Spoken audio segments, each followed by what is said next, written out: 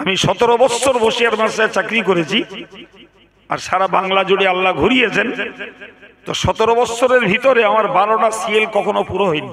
আমার জীবনের বাস্তব ঘটনা 2 মিনিট একটু বলি, কোনো সময় বলি না তো, অজি করি, আজকে 2 মিনিট গল্প করি। 80 গাড়ি চালাই, রাত 12টায় বেরিয়েছি কুমারজল থেকে।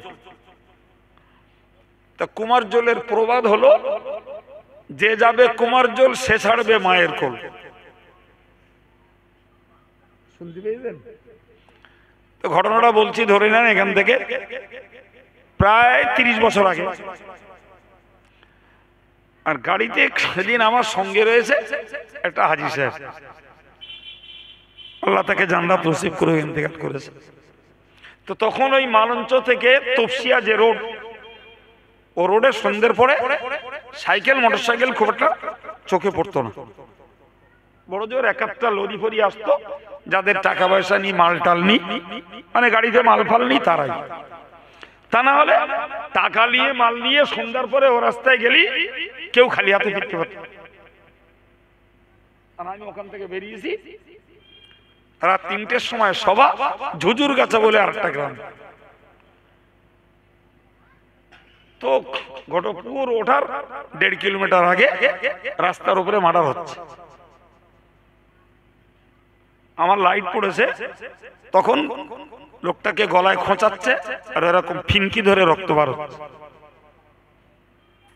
আর আমার পিছনের লোকটা ফিট হয়ে গেছে, সে আইসে। আচ্ছা, ওই মুহূর্তে ওইখানে দাঁড়ানো কোনো বুদ্ধিমানের কাজ সম্ভব? 80 গাড়ি লাইট কত দূরে যায়? বেশি দূর যায় না। তখন আমি কাছাকাছি চলে এসেছি, ও লোক ফিট হয়ে গেছে। তখন আমি কি করব, আর কিছু তাল না পেয়ে পিছন দিয়ে হাত ঘুরিয়ে ও লোকের জামাটা ধরিস। এক হাতে গাড়ি চালাচ্ছি, ফাল্গুন মাসের 3 তারিখ, ঠান্ডা একটু থাকলেও খুব বেশি নেই। তো আমি কাছাকাছি চলে গেছি, হাঁটলি 10 হাত দূরে। ওই অবস্থায় গাড়িটা ব্রেক করে সাইড কাটিয়ে আমি ঘটকপুর এসে দেখলাম তখন ও লোক অজ্ঞান হয়ে রয়েছে। হাঁকা দে, কানে কাগজ টাগজ গুঁজে টুজে দে, কোন রকমে আল্লাহর দয়া জেগে উঠলে। তা জেগে উঠি 1 জগ পানি খেয়ে নিল, একদম পুরো 1 জগ। আমি তো কারো বলতেও পারছি না, দোকান খোলা আছে, 4 দোকান, কারো বলতে পারছি না।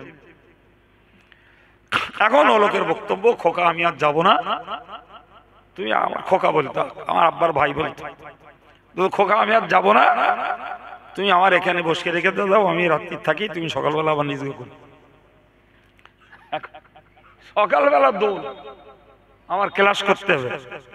আমি চাচা যাই বলেন বলেন, আমার ক্লাস কামাই করা যাবে না। আমি 17 বছর বসিয়ার মাদ্রাসায় চাকরি করেছি, আর সারা বাংলা জুড়ে আল্লাহ ঘুরিয়েছেন। তো 17 বছরের ভিতরে আমার 12টা সিএল কখনো পুরো হয়নি। এত দূর দূর গেছি, কিন্তু আল্লাহর দয়া, আল্লাহ সাহায্য করেছে। যথারীতি 8টার আগে আমি ক্লাসে ঢুকে গেছি। আমি চাচা ক্লাস কামাই করা যাবে না, যেতেই হবে, কোনো উপায় নেই।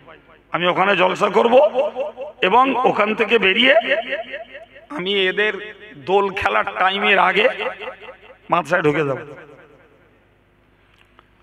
তা যাই হোক, সে লোক তো রাজি হবে না। আমি বলে, এক কাজ করেন, আপনি পিছনে চোখ বুঝিয়ে বসে থাকেন, চোখ আর খোলেন। তা বলে কয়ে তুললুম, কি আল্লাহর ইচ্ছা, চোখ বুঝিয়ে বসে রে।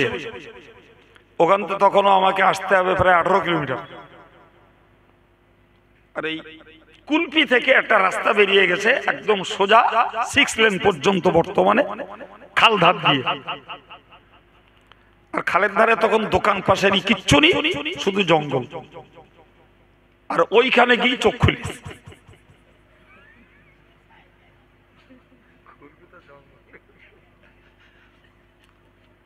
চোখ খুলে বলছে, আচ্ছা খোকা, হয় তুমি আমার লাভিয়ে দাও, নাহলে আমি লাভ মারবো।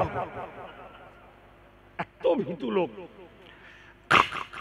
তাহলে সর্বনাশ করেছে। আমি শোনেন, কিচ্ছু হবে না। আরে বাবা, আমাদের মাথায় টুপি আছে, মুখে দাঁড়িয়ে আছে, কিচ্ছু হবে না, কেউ ধরবে না আমাদের, আপনি চোখ বুঝান। এই প্রায় এসে গেছি। তো খোকা, এই জঙ্গলের যেদিকেও থাকে, আমি কাজ আছে আপনার, খেয়ে এই ঠান্ডা পড়তেছে, এখন রাতে 1টা বাজে, কেউ থাকে এখানে? তা বলে কইয়ে সবাটাই আনলুম, এনে আবার খানিকটা পানি খালে, খেয়ে কান্নাক মোড়া দিলে মসজিদে বসে, জীবনে খোকা তোমার সঙ্গে দাওয়াতে যাবো না। আল্লাহ আমাদেরকে পৃথিবীতে পাঠিয়েছেন, আর এটাও জানছি, দেখছি, একটা সময় পর্যন্ত রাখার পরে আবার আল্লাহ ডেকে নিচ্ছেন। এটা কারোরই অজানা নয়। অমুসলিমরা আল্লাহকে বিশ্বাস করে না, কিন্তু মরণটাকে বিশ্বাস করে না, কি বলছে? কারণ ওই জায়গাটায় সবাই হেরে যায়। তাহলে মুসলিম অমুসলিম মৃত্যুটাকে কেউ অবিশ্বাস করে না। একটা প্রশ্ন মনে জাগে, আল্লাহ সেই যখন আমাদেরকে মারবেন, বিগত মানুষগুলোকে মেরেছেন, আমাদেরকেও মারবেন, তাহলে আল্লাহ আমাদেরকে পৃথিবীতে পাঠালেন কেন? এই পাঠানোর পিছনে কারণ কি? আমরা তো আল্লাহর কাছে আসতে চাইনি, তিনি নিজে ইচ্ছায় পাঠিয়েছেন, আবার নিজে ইচ্ছায় তিনি ডেকে নেবেন। কোরআন শরীফের সূরা জারিয়াতের 56 নম্বর আয়াতে আল্লাহ বলেছেন যে আমরা কখনো কোনো বক্তাদের কাছ থেকে শুনেও থাকবো, বললে মনে পড়বে। আল্লাহ বলেছেন, ওমা খলাকতুল জিন্না ওয়াল ইনসা ইল্লা লিয়াবুদুন, আমি তোমাদেরকে মৃত্যু যদিও দেব, তারপরেও তোমাদেরকে পৃথিবীতে পাঠিয়েছি, শুধু তোমাদের নয়, জিন জাতটাকেও পাঠিয়েছি আমার ইবাদত করার জন্য। সুবহানাল্লাহ বলেন। তাহলে এ থেকে বুঝতে পারা যায় পৃথিবীতে আমাদের আগমন কেবল ইবাদতের জন্য, আল্লাহর হুকুমের গোলামি করার জন্য আমাদের পৃথিবীতে আগমন। প্রিয় ভাই, পৃথিবীতে তাহলে আমরা এসেছি এমনি নয়।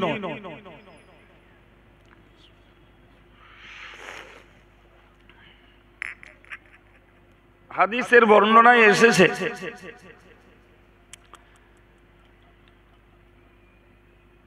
দুনিয়া হলুয়াতুন খাজিরা, দুনিয়া হলো সবুজ এবং মিষ্টি। আবার বলছি, আল্লাহ পাকের নবী বললেন, আদ-দুনিয়া হলুয়াতুন খাজিরা, দুনিয়া মিষ্টি এবং সবুজ। ওয়া ইন্নাহু লামুস্তাখলিফুকুম ফিল আরদ,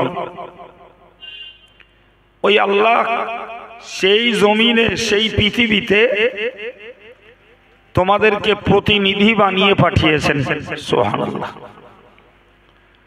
তাহলে আমরা হলাম আল্লাহর পক্ষের জাগতিক প্রতিনিধি, আল্লাহর পক্ষ থেকে আমরা নির্বাচিত প্রতিনিধি।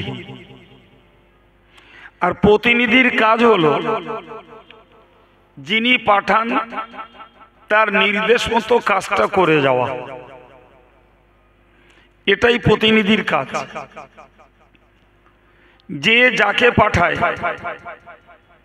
তো এই প্রেরিত ব্যক্তিটার ডিউটি হলো যিনি তাকে যে উদ্দেশ্যে পাঠিয়েছেন সেই উদ্দেশ্যটা সম্পন্ন করে ফিরে যাওয়াই হলো প্রতিনিধির কাজ। সুতরাং হাদিস থেকে প্রমাণ হয়, আল্লাহ পাক যখন আমাদেরকে পাঠিয়েছেন, তাহলে আমরা আল্লাহর দেওয়া দায়িত্বটাকে পালন করে আল্লাহর কাছে চলে যাব, যিনি যেমন সময় পাবো তেমন ডিউটি করব। এটাই তো পৃথিবীতে আমাদেরকে পাঠানো আল্লাহ পাকের উদ্দেশ্য। এই জন্য রাসূল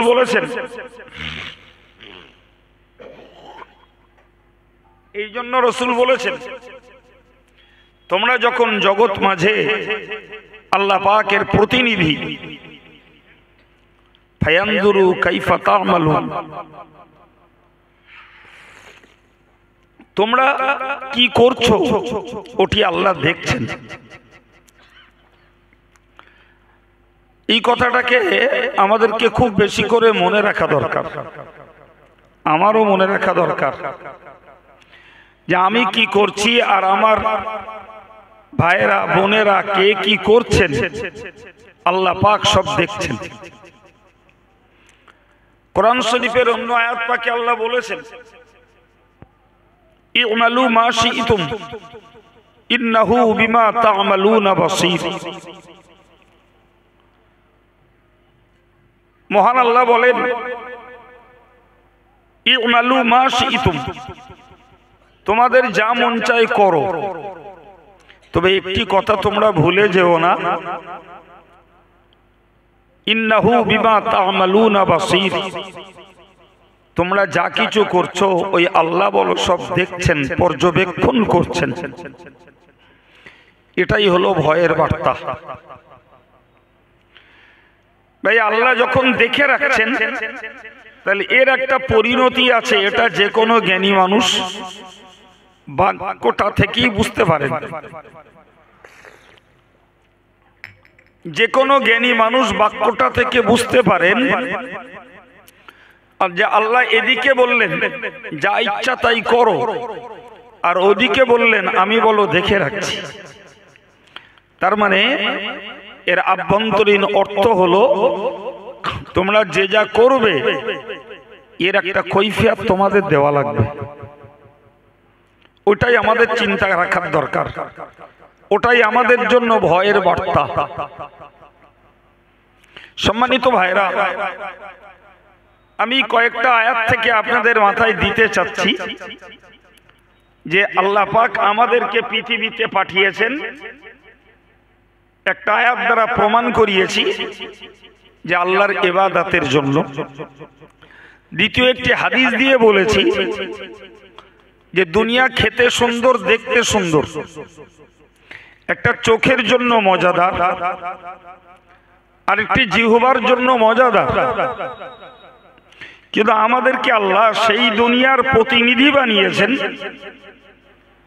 এবং আল্লাহ দেখছেন আমরা কি করছি। সম্মানিত ভাইরা, আমি আমার প্রিয় যুবকগুলোকে বলবো, আল্লাহ আমাদেরকে জ্ঞান দিয়েছেন। 15 বছর বয়স থেকে আমাদের সাবালেক পিরিয়ড শুরু, আর এই 15 বছর বয়স থেকে আমাদের কাজ কথার কৈফিয়ত আল্লাহ নেবেন। তাহলে 15 বছরের আগে আগে আমাদেরকে ইসলাম সম্পর্কে, কোরআন সম্পর্কে বা আমাদের কর্তব্যের ব্যাপারে সজাগ হওয়াই হলো বুদ্ধিমানের কাজ। তো যারা নামাজি, মুসল্লি, দিনদার, আল্লাহওয়ালা মানুষ, আলহামদুলিল্লাহ তারা তো অনেকটা এগিয়ে গেছেন। কিন্তু নিউ জেনারেশন, নবপ্রজন্ম, ইয়াং স্টাফ, যুব সমাজ যারা, এরা যদি ইসলামী এই আলোচনার পরিবেশ তৈরি করে তারা যদি মনোযোগের সঙ্গে কিছু জ্ঞান নেয় এবং নিজেরা যদি বিষয়টাকে নিয়ে ভাবে, তাহলে আমাদের এই ব্যয়বহুল পরিবেশগুলো অনেকটা উপকারে আসে। ঠিক কিনা বলেন? তো অনেকগুলো যুবক বসেছেন, আমি তাদের কাছে কোরআন হাদিসের সমন্বয়ে একটা জ্ঞানের বার্তা দিচ্ছি। আল্লাহ শোনা বোঝার তৌফিক দেন, বলুন আমিন। সম্মানিত ভাইরা, তাহলে আমরা বুঝলাম যে আমরা আল্লাহর পক্ষের প্রতিনিধি আমরা কি করছি তিনি দেখছেন। আল্লাহ আমাদেরকে তার ইবাদত করার জন্যই জগৎ মাঝে পাঠিয়েছেন। করব কতদিন? কোরআন শরীফের 14 পারার সূরা হিজরের 99 নম্বর আয়াত পাকে আল্লাহ বলেছেন, বিসমিল্লাহির রহমানির রহিম, ওয়া'বুদ রাব্বাকা হাত্তা ইয়াতিয়াকাল ইয়াকিন। আল্লাহ বললেন নবীকে লক্ষ্য করে, আর ওই নির্দেশটা তামাম পৃথিবীর উম্মতে মুসলিমার জন্য একই। সুবহানাল্লাহ বলেন। নবীর জন্য যে নির্দেশ, গোটা পৃথিবীর উম্মতে মুহাম্মাদীদের জন্য একই নির্দেশ। কি সেটা? যে তুমি তোমার রবের ইবাদত করো মৃত্যু আসা পর্যন্ত। কথা ক্লিয়ার হয়েছে বাবা? তাহলে আমরা আরেকটা জিনিস শিখে নিলাম যে আল্লাহ আমাদেরকে পাঠিয়েছেন তার প্রতিনিধিত্ব করতে তথা তার ইবাদত করতে। আর ইবাদতের পিরিয়ড হলো কতক্ষণ বলেছি? এই কি বললাম বলেন? মরণ পর্যন্ত। মরণ পর্যন্ত। তবে ফিকহের কিতাব থেকে জানতে পারা যায় যে একজন মানুষের উপরে ইবাদতের দায়িত্ব চেপে থাকে যতক্ষণ তার সেন্স ঠিক থাকে। কেউ যদি অজ্ঞান হয়ে যায়, জ্ঞান হারা হয়, তো জ্ঞান হারা লোকের উপরে শরীয়তের বোঝা চাপে না। শরীয়তের বোঝা চাপে জ্ঞানওয়ালা ব্যক্তির উপরে। তাহলে বোঝা গেল মানুষ যতদিন না পড়বে না মরবে ততদিন সজ্ঞানে থাকলে তার আল্লাহ পাকের ইবাদত করে যাওয়া লাগবে। কথা ক্লিয়ার? জি। তাহলে মরণ পর্যন্ত আমাদের ইবাদতের পিরিয়ড। ডাক্তার এখানে জায়গা রয়েছে মেলাই। জি ছেলেরা, তাহলে আমরা শিখতে পারলাম যে আমরা পৃথিবীতে আল্লাহর প্রতিনিধি। তিনি আমাদেরকে পাঠিয়েছেন ইবাদতের জন্য। যদি ইবাদত ছেড়ে দিয়ে অন্য কিছু করি তিনি সব দেখছেন এবং আমাদেরকে এই ইবাদত করে যেতে হবে মৃত্যু পর্যন্ত। ঠিক না ভুল? কথা বোঝা যাচ্ছে কি? মরণ পর্যন্ত। যে একটা পিরিয়ড ইবাদত করে ছেড়ে দিলাম আর করতে হবে না, এমন কোন সাবসিডি নাই বাবু। আম্বিয়া কিরাম আলাইহিমুস সালাম, পিরানে তরিকাত, বুজুর্গানে দ্বীন যারা, তারা জীবনে প্রচুর পরিমাণ ইবাদত করেছেন। এরপরেও বলো কোন পিরিয়ডে তাদেরকে এই শিথিলতার হুকুম দেয়া হয়নি যে তোমরা অল্প দিনে অনেক ইবাদত করে ফেলেছো, ফলে বাকি জীবনটা তোমাদের আর ইবাদত করতে হবে না। এমন সুযোগ কোন নবী, কোন রসুল, কোন পীর ওলি কাউকে দেয়া হয়নি বাবু, কাউকে। আমরা রাসূলুল্লাহর জীবন ইতিহাস থেকে জানতে পারি তিনি যখন মারাজুল মউতে অর্থাৎ মৃত্যু রোগে আক্রান্ত, যে রোগ চলতে চলতে রাসূলুল্লাহর ইন্তেকাল হয়ে গেল, ওই রোগের সময়তেও আমরা দেখেছি নবীর জীবন ইতিহাস পড়ে যে নবী দুইজন সাহাবীর কাঁধে ভর দিয়ে পা নিতড়ে যাওয়া, যাকে আমরা বলি নিতড়ে যাচ্ছিল, ওই অবস্থায় তিনি মসজিদে নববীর জমাতে নামাজ পড়তে গেছেন। সুবহানাল্লাহ। যদি একটা পিরিয়ড ধরে ইবাদত করলে ছাড় পাওয়া যেত, তাহলে তার A1 ব্যক্তিত্ব ছিলেন রাসূলুল্লাহ, একদম নাম্বার 1 ব্যক্তি। তাকেও আল্লাহ ছাড়েননি, তাকেও আল্লাহ ছাড়েননি। যার কারণেই তিনি পা তুলে ফেলার ক্ষমতা যখন ছিল না, তখনও তিনি জামাত সহ নামাজ আদায় করতে মসজিদে নববীতে প্রবেশ করেছেন। সম্মানিত ভাইরা আমার, প্রিয় ছেলেরা, এ থেকে বুঝতে পারা যায় তাম পৃথিবীতে যত নেককার আল্লাহওয়ালা দিনদার মানুষ যারাই থাকুন না কেন, যারাই বিদায় নেন না কেন, ইবাদত মওত পর্যন্ত সকলকেই করতে হয়েছে, ছাড় কাউকে দেন, কাউকে আল্লাহ ছাড় দেন। সম্মানিত ভাইরা আমার, এখন যদি কোনো মানুষ তার সুযোগ থাকতে, সময় থাকতে, সচ্ছলতা আছে, সুযোগ আছে, সময় আছে, তিনি ইবাদত করেননি, এই লোকটার হাল কি হতে পারে? কোরআন শরীফে মহান আল্লাহ জানিয়েছেন সূরা মুমিনুনের ভিতরে, ইজা জাআ আহাদাহুমুল মাউত ক্বালা রাব্বিরজিউনি, যখন কোন মানুষের মরণ এসে হাজির হয়ে যায়, মরণ যখন এসে হাজির হয়ে যায়, ওই সময়ে ওই মুমূর্ষ লোকটা বলতে থাকে, আল্লাহ আপনি আমাকে একবার ফিরিয়ে দিন, আপনি আমাকে একবার ফিরিয়ে দিন। ফিরিয়ে দিলে কি করবে বান্দা?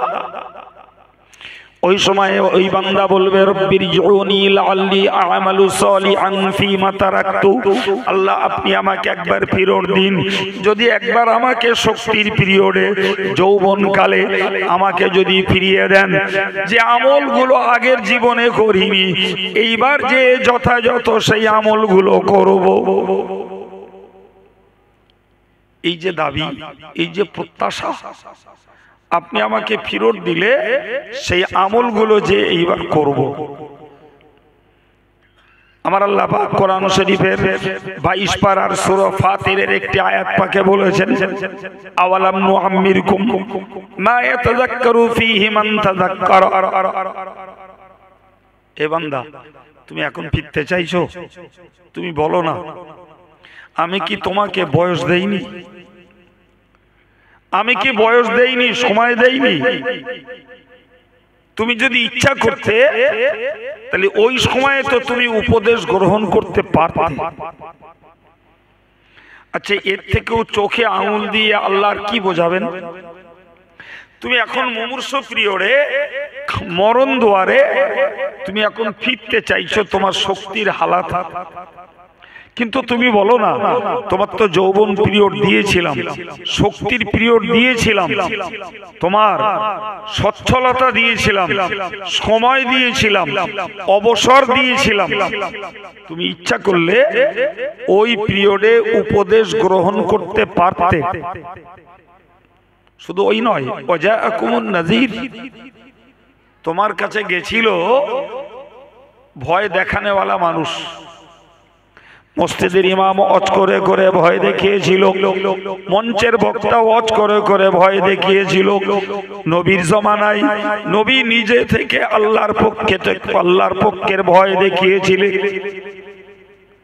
কই নবী ভয় দেখালেন, মাননি। মসজিদের ইমাম সাহেব ভয় দেখালেন, মাননি। মঞ্চের বক্তা ভয় দেখালেন, মাননি।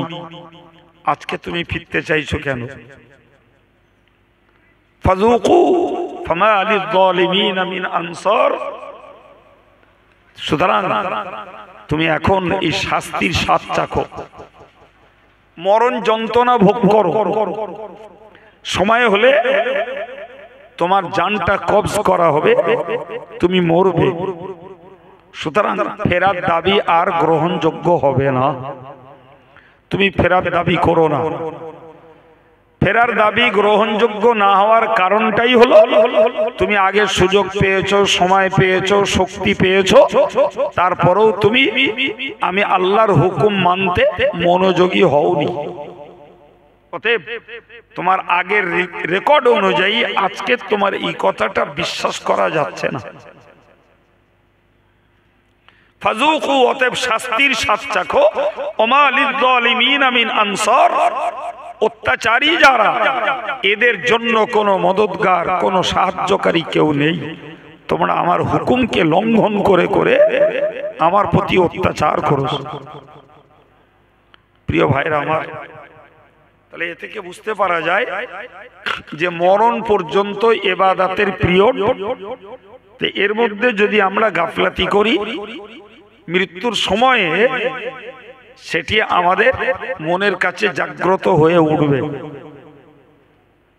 জেগে উঠবে যে ফিরত দিলে এবার আমরা ওই আমলগুলো করব যেগুলো করে আসিনি। সম্মানিত ভাইরা আমার, মুরব্বীরা, প্রিয় যুবকেরা, পর্দার মায়েরা যদি কান্দেন মনে রাখুন কোরআন শরীফে মহান আল্লাহ সূরা মুনাফিকুনের 11 নম্বর আয়াত পাকে জানিয়েছেন, যখন মানুষের মরণ কাছাকাছি আসবে এরা তখন বলবে লাউলা আখরতানি ইলা আজালিন করিব, বললে আল্লাহ কেন আপনি একটা নিকটতম সময় আপনাকে সুযোগ দিলেন না। লাউলা আখরতানি ইলা আজালিন করিব, খুব নিকট সময় আমার একটা সুযোগ আপনি ছাড় কেন দিলেন না, একটু ঢিল একটু অবকাশ তো আমাকে দিতে পারতেন আল্লাহ।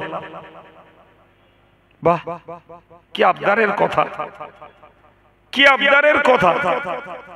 বেশি দিন না দিলেও যদি অল্প দিন আমাকে যদি একটু ছাড় দিতেন, একটু সুযোগ দিতেন, তাহলে আমি এবার যে আমার টাকা পয়সা ধন দৌলত যা আছে সব দান করে দিয়ে আসতাম, কিচ্ছু আর রাখতাম না। এবং আমি নিজেই নেককার বান্দাদের দলভুক্ত হয়ে যেতাম।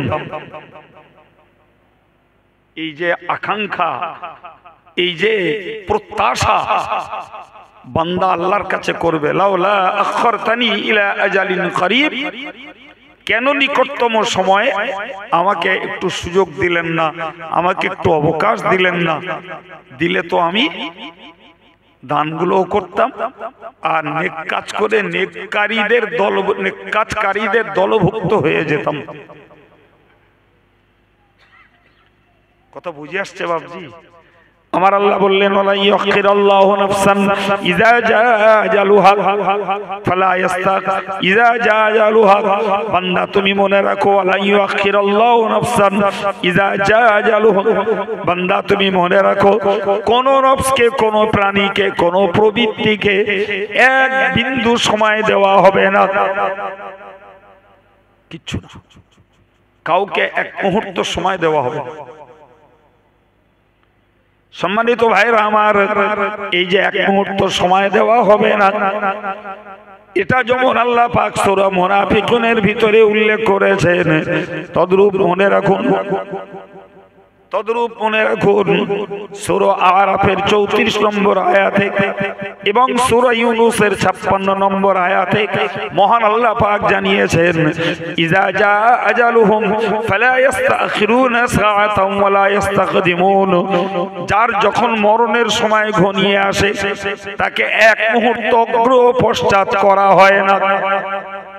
যদি কারণ নসিবে থাকে 5 মিনিট পরে মরণ হবে, তো সত্যি তার 5 মিনিট পরে মরণ হবে, কোনোভাবেই তাকে মরণ থেকে রক্ষা করা যাবে না।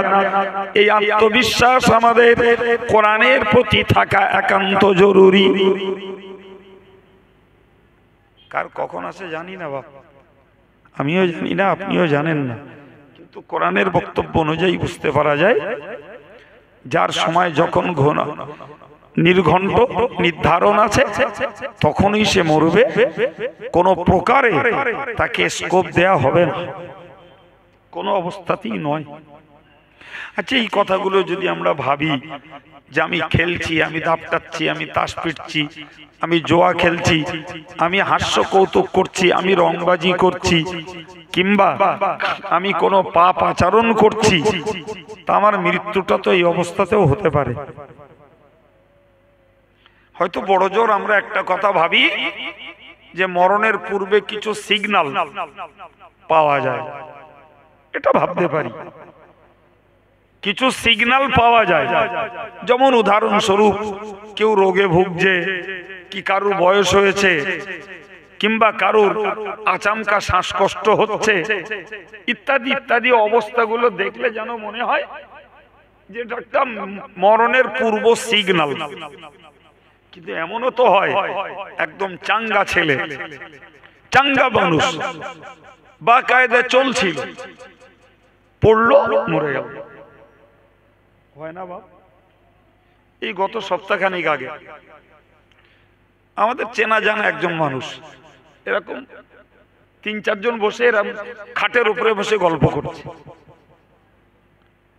করছে, চা টিফিন খাচ্ছে, গল্প করতে করতে একজন মানুষ ওই বসে থেকেই পড়লো, নাক দিয়ে মুখ দিয়ে রক্ত বেরোলো, ওই অবস্থায় তুললো মরা।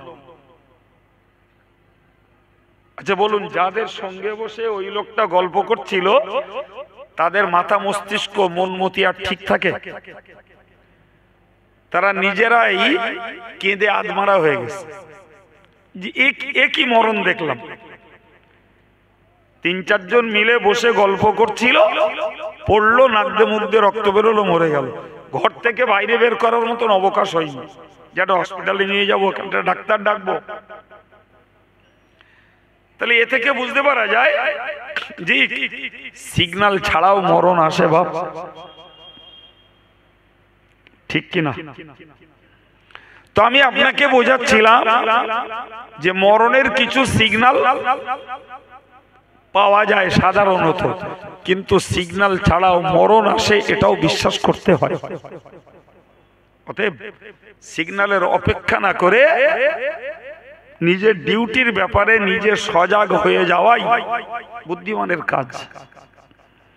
এই জন্য আল্লাহ সূরা আরাফে এবং সূরা ইউনূসের মধ্যে বলেছেন যে মরণের সময় যার যখন নির্ধারিত রয়েছে তার এক মুহূর্ত অগ্র পশ্চাৎ হবে না বাপ।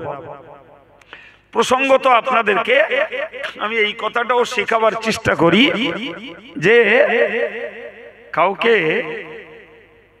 ট্রিটমেন্ট দিতে কিছু ত্রুটি হয়েছে, ধরে নেন সময় মতো ডাক্তার দেখানো হয়নি, তো আমাদের দেশের লোকেরা এমনও বলে লোকটা চিকিৎসা অভাবে মারা গেল।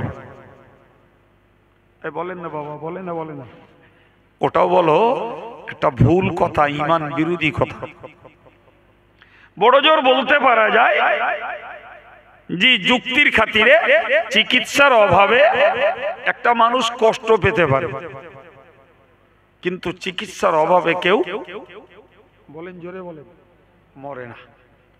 এটা আমাদের প্রচলিত ভাষা যে লোকটা চিকিৎসার অভাবে মারা গেল, কিংবা লোকটাকে যদি ঠিক করে ট্রিটমেন্ট করা হতো হয়তো লোকটা বেঁচে যেত।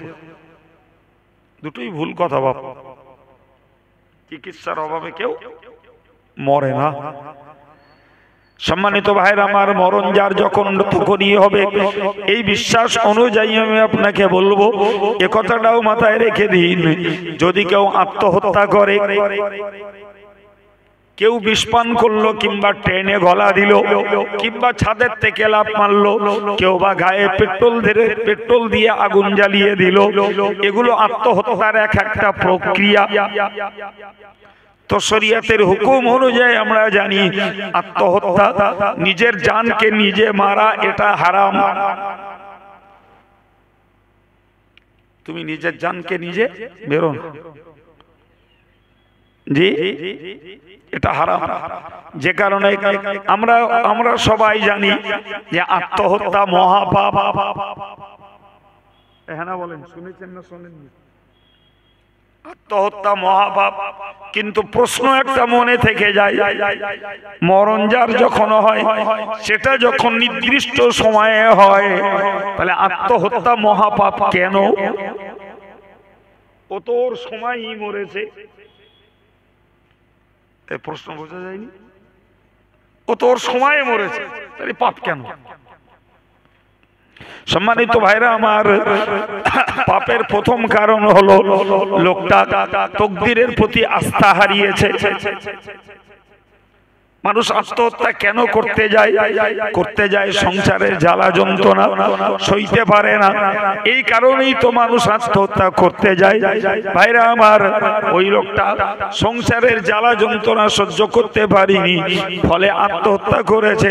তার তো বোঝা উচিত ছিল আমার সংসার জীবনের কষ্ট দে না, অর্থ সংকট কিংবা স্বামী স্ত্রীর ঝগড়া যাই পারে হোক না কেন, এটা আমার ভাগ্যের জন্য যখন নির্ধারিত, এর উপরে আমার ধৈর্য ধরা দরকার।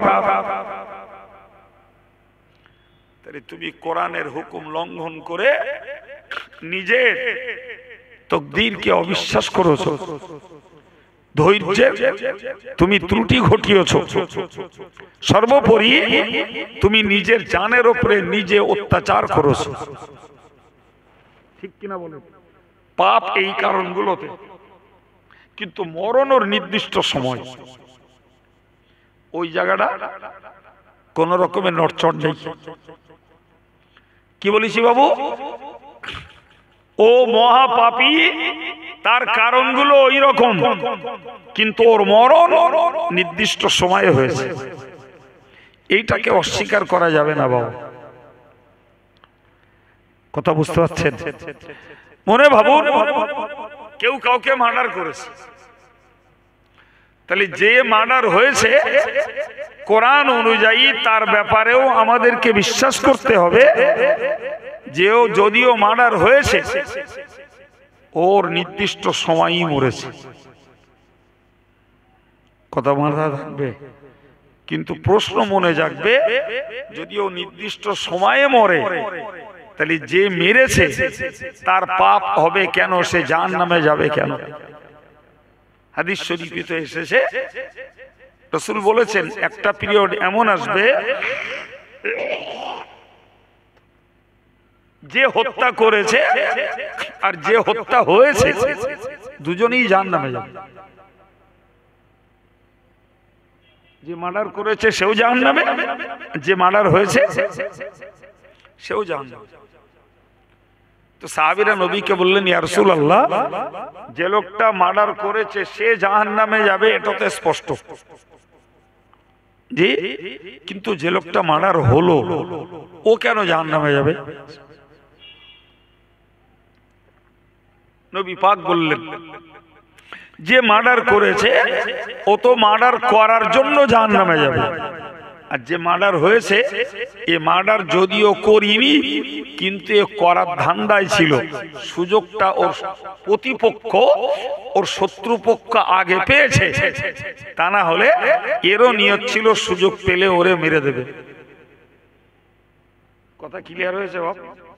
তাহলে একজন জাহান্নামে যাবে মার্ডার করার জন্য, আর একজন জাহান্নামে যাবে মার্ডার করার নিয়ত করে রাখার জন্য। গেল, কিন্তু জাহান্নামে যাবে কেন? ও তো মরেছে ওর নির্দিষ্ট সময়। সম্মানিত ভাইরা আমার, আল্লাহর কোরআন বলেছে, ওয়ালা তাকতুলুন নাফসাল্লাতী হারামাল্লাহু ইল্লা বিল হক। খবরদার খবরদার, যে জানকে মারা আল্লাহ হারাম করে দিয়েছেন। তোমরা জানো কোন প্রাণকে, বিশেষ করে মানুষকে তোমরা হত্যা করো না। একটা চড়ুই পাখিকেও যদি মারা হয়, নাসাই শরীফের হাদিসে এসেছে, ওই চড়ুই পাখি কিয়ামতের দিনে ওই হত্যাকারী মানুষটার বিরুদ্ধে আল্লাহর কাছে অভিযোগ করবে। চড়ুই পাখি সে অভিযোগ করবে এবং বিনিময়ে ওই বান্দাকে আল্লাহর কাছে জাহান্নামের শাস্তি নিতে হবে। প্রিয় ভাই, তাহলে যেখানে চড়ুই পাখি মারলে হিসাব দিতে হয়, জাহান্নামে যেতে হবে, সেখানে অন্যায়ভাবে মানুষ মারলে বলেন না, কি বলছেন? জাহান্নামে যেতে হবে না? যেতে হবে। তাহলে যাকে মারা হয়েছে সে নির্দিষ্ট সময়ে মরেছে, কিন্তু যে মেরেছে এ জাহান্নামে যাবে অত্যাচার করার জন্য, অন্যায়ভাবে মানুষটাকে মার্ডার করার জন্য, তার মৃত্যুর কারণ সৃষ্টি করার জন্য। আমি আপনাকে আয়াতের তাফসীর বোঝাতে যে এই বাস্তবমুখী কথাগুলো বললাম, জি বাস্তবের কথা থেকে আমরা বুঝলাম মরণ নির্দিষ্ট সময়, এর আকপিচ কারোর জন্য, সে আত্মহত্যা করলেও আগে মরিনি, মার্ডার হলেও আগে মরিনি, কথা বোঝাচ্ছে কি সময় মতোই মরেছে। ফলে আমাদেরকে মনে রাখতে হবে মরণ যখন অনির্দিষ্ট সময়ে যখন তখন আসতে পারে, ফলে সজ্ঞানের পিরিয়ডটা আল্লাহর ইবাদতের ভিতর দিয়েই দুনিয়ার জীবনটা কাটানো বুদ্ধিমানের কাজ। সম্মানিত ভাইরা আমার, ভালো করে মনে রাখুন, আমি আপনাকে এই প্রসঙ্গে আরো একটু বলবো। কোরআন শরীফের সূরা নিসার ৭৮ নম্বর আয়াতে মহান আল্লাহ পাক স্পষ্ট করে জানিয়েছেন, তোমরা যদি কেউ মরণ থেকে ভয়ে পালানোর চেষ্টা করো, মরণ থেকে আত্মরক্ষার চেষ্টা যদি তোমরা করো, মাটির নিচে কঠিন বাংকার তৈরি করে সেখানেও যদি তোমরা অবস্থান করো, মহান আল্লাহ আয়াত পাকে ব্যক্ত করেছেন, আইনামা তাকুনু ইদরিকুমুল মাউতু ওয়ালাউ কুনতুম ফি বুরুজিম মুশাইয়াদা। মহান আল্লাহ পাক স্পষ্টত বলে দিয়েছেন, আইনামা তাকুনু ইদরিকুমুল মাউতু, তুমি যেখানেই থাকো না কেন মৃত্যু তোমার পাবে। এমন কি তুমি কঠিন মজবুত কক্ষে যদি অবস্থান করো, সেখানেও মৃত্যু যে তোমাকে পাকড়াও করবে। করোনার পিরিয়ডে, করোনার ভয়েতে অনেক মানুষ বলো কাঁচের ঘেরা ঘরের মধ্যে থেকেছে, চোখ দুটি ছাড়া গোটা বডিটাই ঢেকে ফেলেছে। সে কি বলতো, কি কিটস দিয়ে টোটাল বডি ঢাকা, চোখ দুটো বুড়বুড় করছে। গোটা বাড়িটাকে সম্পূর্ণ প্রোটেক্টেড করে ফেলেছে যাতে বাইরের হাওয়া ভেতরে না ঢোকে। তারপরেও যার মরণ লেখা ছিল করোনায়, সে করোনার ছবল থেকে বাঁচতে পারিনি। বাপ, সত্যি না মিথ্যা? এ তো বেশি দিন হয়নি, এই তো 3 বছরের কথা। সুতরাং ভুলে যাওয়ার সময় এখনো হয়নি।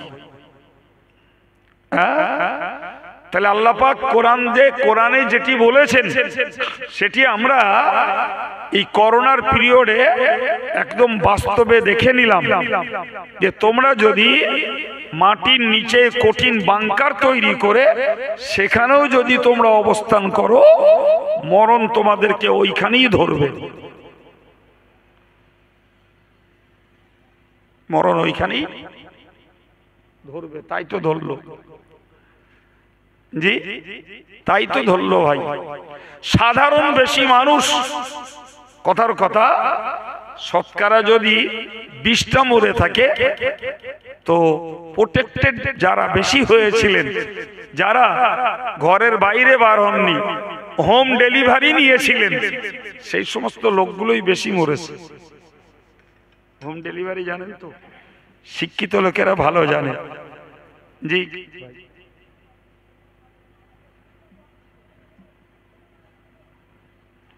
শিক্ষিত লোকেরা ভালো জানেন হোম ডেলিভারি মানে বাজারে যায়নি করোনার ভয়,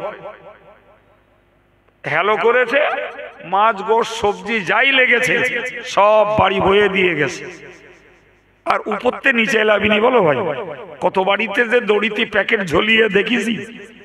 জি, হোম ডেলিভারি নিয়ে গেছে, প্যাকেটে দিয়ে দিল, ওরা উপরে মাল তুলে নিল, প্যাকেটে টাকা দিয়ে দিল, দড়ি দে ডাব নামানোর মতো নামিয়ে দিলে ও প্যাকেটের টাকা নিয়ে চলে গেল।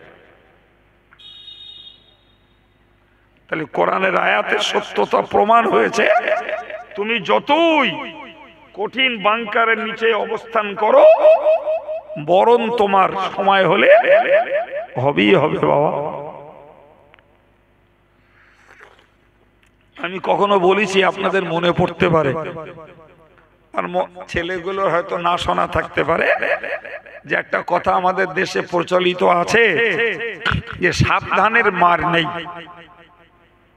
আছে না প্রচলিত কথাটা বলো ভুল কথা বল, আদৌ ঠিক কথা না, বরং উল্টো কথাটা ঠিক, মারির সাবধানতা নেই। কথাটা বোঝাতে পেরেছি?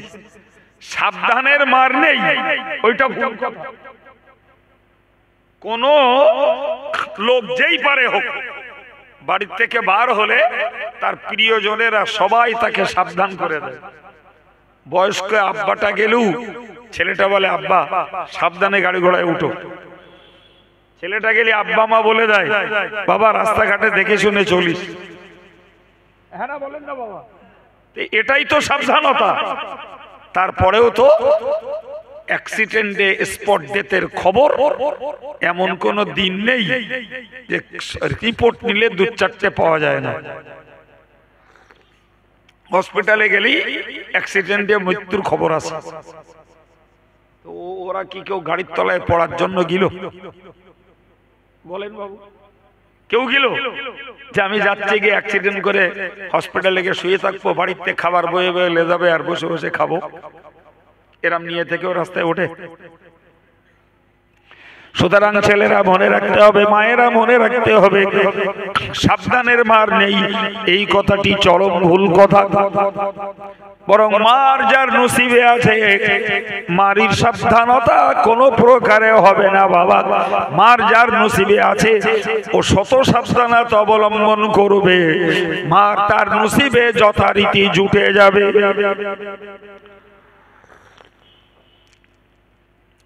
কোরআন শরীফে মহান আল্লাহ সূরা আহজাবের 16 নম্বর আয়াত পাকে জানিয়েছেন, কুল লা ইয়ানফাকুমুল ফিরারু ইন ফিরারতুম মিনাল মাউতি আবিল কতলি কুল লা ইয়ানফাকুমুল ফিরার। ওগো নবী, তুমি জগৎবাসীকে জানিয়ে দাও, দুনিয়ার মানুষদেরকে বলে দাও, লা ইয়ানফাকুমুল ফিরারু, তোমরা পালিয়ে কোথায় যাবে? তুমি রাজবাড়িয়ার লোক বইকারায় যাবে, বইকারার লোকটা বারাসাতে যাবে, 24 পরগনার লোকটা পুরুলিয়ায় যাবে, পুরুলিয়ার লোকটা চলে যাবে বীরভূম বাঁকুড়ায়। না না না, তুমি যেথায় যাও না কেন, তুমি পালিয়ে কোনো উপকার পাবে না, পাবে না, পাবে না। মরণ থেকেও পালিয়ে উপকার পাবে না, হত্যা থেকেও পালিয়ে উপকার পাবে না। উপকার তোমার নেই। কথা বুঝে আসছে? তুমি মরণ থেকে কি আত্মরক্ষা করবে আর কোথায় তুমি পালিয়ে যাবে? উপকার পাবে না। ইন ফারারতুম মিনাল মাউতি আবিল কতলি, তুমি মরণ থেকে বাঁচতে চাও আর হত্যা থেকে বাঁচতে চাও,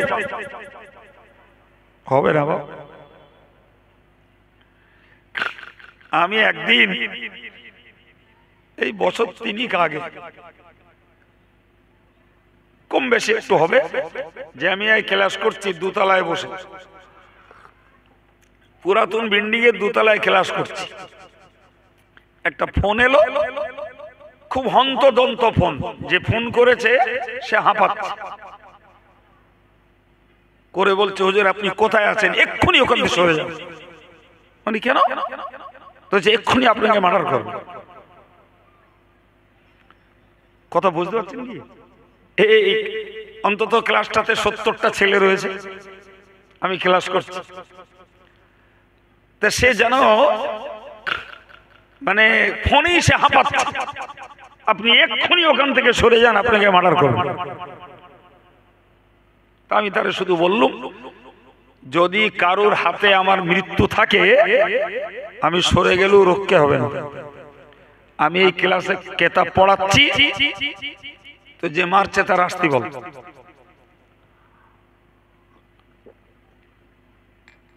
ঠিক বলেছি না ভুল বলেছি? পড়াচ্ছি আমি সেইভাবে, ক্লাস থেকে উঠিনি তখন, 7-8 মিনিট কি 10 মিনিট হয়ে গেছে, আবার ফোন করেছে। ফোন করে বলছে, হুজুর ভুল হয়ে গেছে, কিছু মনে করবেন না, ওই রিপোর্টটা ভুল। কিছু বুঝতে পারলেন কি? আচ্ছা, ওর ওই কথাটা যদি আমি বিশ্বাস করে নিজে হাঁপিয়ে উঠতাম, তাহলে ক্লাস বন্ধ করে দিয়ে ছেলেদের বলতাম, তোর আমার ঘিরে বসে থাক, না কি বলতেছেন? গেল তো ওটা। কিংবা ওই ফোন নম্বরটা তৎক্ষণাৎ আমি চেক আপে দিয়ে দেখতাম কে ফোন করলো, কোথা থেকে করলো, ব্যাপারটা কি। আমি একবারও খোঁজও নেইনি, ওরে ট্রু কালারে ফেলে দেখবো কেডা লোকটা, কি ওর ঠিকানা, কিচ্ছু করি। ও নিজেই ফোন করে বললো এক্ষুনি মার্ডার করে দেবে, 7-8 মিনিট পরে বলতে হুজুর ভুলেই। কথা বুঝতে পারছেন কি? তা আমার বলার উদ্দেশ্য হলো ওই যে আল্লাহ বলেছেন যে স্বাভাবিক মরণ হোক আর হত্যার মরণ হোক, এ থেকে যদি তুমি পালিয়ে যেতে চাও, কি কোন উপকার? কিচ্ছু উপকার হবে না। তুমি পালিয়ে কোথাও যেতে পারবে না, মরণ সেখানে চলে যাবে, মরণ সেখানে চলে। জি প্রিয় ভাইরা আমার, এই আত্মবিশ্বাসটুকু আমাদের সবার থাকতে হবে, আমারও থাকতে হবে, আপনাদেরও থাকতে হবে। সাবধানের মার নেই এ কথাটা ভুল, বরং মারির সাবধানতা নেই এটাই ঠিক। তারপরেও মানুষ হিসাবে আমরা অসাবধান চলবো, এটা জ্ঞানের বিপরীত কাজ। মানুষ আমি, জ্ঞান আছে, বুঝ আছে, ফলে আমি ইচ্ছাকৃত অসাবধান চলবো, এটিও কোরআনের হুকুমের বিরোধী, বাইরে। কোরআন বলেছে খুযু হিজরাকুম, আমার আল্লাহ বলেছে খুযু হিজরাকুম, তোমরা সাবধানতা অবলম্বন করো, সতর্কতা তোমরা অবলম্বন করো। কিন্তু এইটা মনে করো না সতর্কতা মানেই তুমি বেঁচে যাবে, সতর্কতা মানেই তুমি দুর্ঘটনা থেকে রক্ষা পাবে, সতর্কতা মানেই তোমার আত্মরক্ষা, এইটা তুমি নিশ্চিত মনে করো না। তবে সতর্কতা অবলম্বন করতে হবে, তুমি জ্ঞানী তাই তোমার বিবেচনায় সতর্কতা তোমার দায়িত্ব।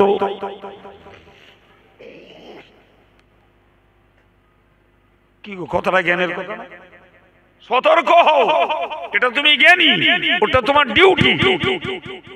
কিন্তু সতর্কতা মানে আত্মরক্ষা, জীবন রক্ষা নয়, এটা নয়। সম্মানিত ভাইরা আমার, কোরআন শরীফের সূরা জুমার 8 নম্বর আয়াত পাকে আল্লাহ জানিয়েছেন, কুল ইন্নাল মাউতাল্লাযী তাফিরুনা মিনহু, আমার আল্লাহ নবীকে বললেন কুল, ওগো নবী তুমি বলো, ইন্নাল মাউতাল্লাযী তাফিরুনা মিনহু, ওই সেই মরণ যে মরণটাকে তোমরা ভয়ে পালিয়ে যাওয়ার চেষ্টা করো, ওই মরণ যেটা থেকে তোমরা সবাই কি করো, ভয়ে পালিয়ে যাওয়ার। বলেন না কেটা করে না, সবাই, আমিও করি, সবাই করি।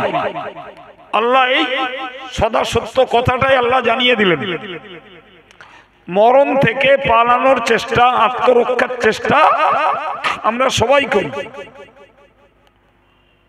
ভাই এমনকি কিছু হাড় দুর্বল মানুষ আছে যারা রাতের বেলা যদি শোনে অমুক বাড়িতে একজন মারা গেছে, ও ভয়তে সেই রাত্রে ওই বাড়ি যায় না, ও সামলাতে পারে না। আরে বাবা, যদুরাটি থেকে রাজবাড়িয়া আসতে গভীর রাতে ধরে নিন, ওই কর্নারটা একটু ফাঁকা যায়। জি শুনিনি কোনোদিন, আল্লাহ ঘটাননি, আল্লাহ না ঘটান, এখন ধরেন না ওখানে একটা মার্ডার হয়েছে, গভীর রাত্রিরে ওখানে একটা মার্ডার হয়েছে। বিশ্বাস করুন রাজবাড়িয়ার প্রচুর লোক আছে, ওই সন্ধ্যের পরে এই রাস্তাতে আর আসবে না। এই ভুল বলছি মনে হচ্ছে, কি ভাবছেন? আচ্ছা যারা মার্ডার করেছে তারা তো দুর্বল ভীতু বলি রাতের অন্ধকারে করেছে, তো ওরা কি ওখানে দাঁড়িয়ে আছে, যে কটা আসবে সে কটাতে সেবড়িয়ে দেবো, আছে দাঁড়িয়ে?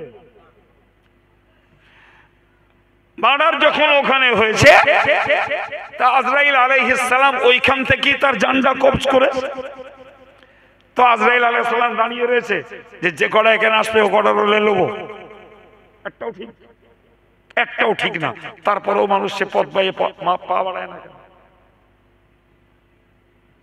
এই যে মানুষের মাইন্ড, এটা এরকম একটা না বাপ, ও খোঁজ করলে দেখা যাবে 50% ওরকম ভীতু মানুষ পাওয়া যাবে, একেবারে কম না।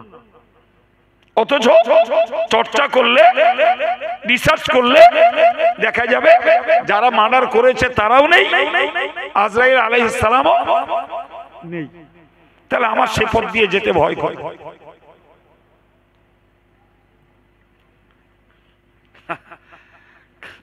আমার জীবনের বাস্তব ঘটনা 2 মিনিট একটু বলি, কোন সময় বলি না তো, অজি করি, আজকে 2 মিনিট গল্প করি। এইটি গাড়ি চালাই, রাত 12টায় বেরিয়েছি কুমারজল থেকে। তা কুমারজলের প্রবাদ হলো, যে যাবে কুমারজল সে ছাড়বে মায়ের কোল। শুনতে পেয়েছেন তো? ঘটনাটা বলছি, ধরে নেন এখান থেকে প্রায় 30 বছর আগে। আর গাড়িতে সেদিন আমার সঙ্গে রয়েছে একটা হাজী সাহেব, আল্লাহ তাকে জান্নাত নসিব করে ইন্তেকাল করেছে। তো তখন ওই মালঞ্চ থেকে তপসিয়া যে রোড, ও রোডে সন্ধ্যের পরে সাইকেল মোটরসাইকেল খুব একটা চোখে পড়তো না। বড় জোর এক একটা লরি ফরি আসতো, যাদের টাকা পয়সা নি, মাল টাল নি, মানে গাড়িতে মাল ফাল নি, তারাই। তা না হলে টাকা নিয়ে মাল নিয়ে সন্ধ্যার পরে ও রাস্তায় গেলি কেউ খালি হাতে ফিরতে পারত। আমি ওখান থেকে বেরিয়েছি রাত 3টের সময়, সভা ঝুজুর গাছা বলে আরেকটা গ্রাম। তো ঘটকপুর ওঠার 1.5 কিলোমিটার আগে রাস্তার উপরে মার্ডার হচ্ছে। আমার লাইট পড়েছে, তখন লোকটাকে গলায় খোঁচাচ্ছে আর এরকম ফিনকি ধরে রক্ত বার হচ্ছে। আর আমার পিছনের লোকটা ফিট হয়ে গেছে, সে আইসে। আচ্ছা, ওই মুহূর্তে ওইখানে দাঁড়ানো কোনো বুদ্ধিমানের কাজ সম্ভব? 80 গাড়ি লাইট কত দূরে যায়? বেশি দূর যায় না। তখন আমি কাছাকাছি চলে এসেছি, ও লোক ফিট হয়ে গেছে। তখন আমি কি করব, আর কিছু তাল না পেয়ে পিছন দিয়ে হাত ঘুরিয়ে ও লোকের জামাটা ধরিস। এক হাতে গাড়ি চালাচ্ছি, ফাল্গুন মাসের 3 তারিখ, ঠান্ডা একটু থাকলেও খুব বেশি নেই। তো আমি কাছাকাছি চলে গেছি, হাঁটলি 10 হাত দূরে। ওই অবস্থায় গাড়িটা ব্রেক করে সাইড কাটিয়ে আমি ঘটকপুর এসে দেখলাম তখন ও লোক অজ্ঞান হয়ে রয়েছে। হাঁকা দে, কানে কাগজ টাগজ গুঁজে টুজে দে, কোন রকমে আল্লাহর দয়া জেগে উঠলে। তা জেগে উঠি 1 জগ পানি খেয়ে নিলেন, একদম পুরো 1 জগ। আমি তো কারো বলতেও পারছি না, দোকান খোলা আছে, 4 দোকান, কারো বলতে পারছি না।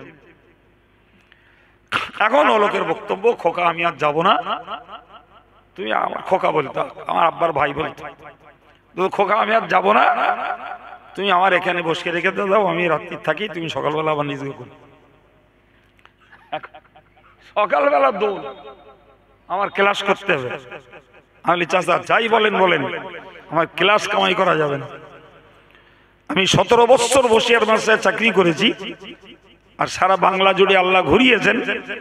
তো 17 বছরের ভিতরে আমার 12টা সিএল কখনো পুরো হয়নি।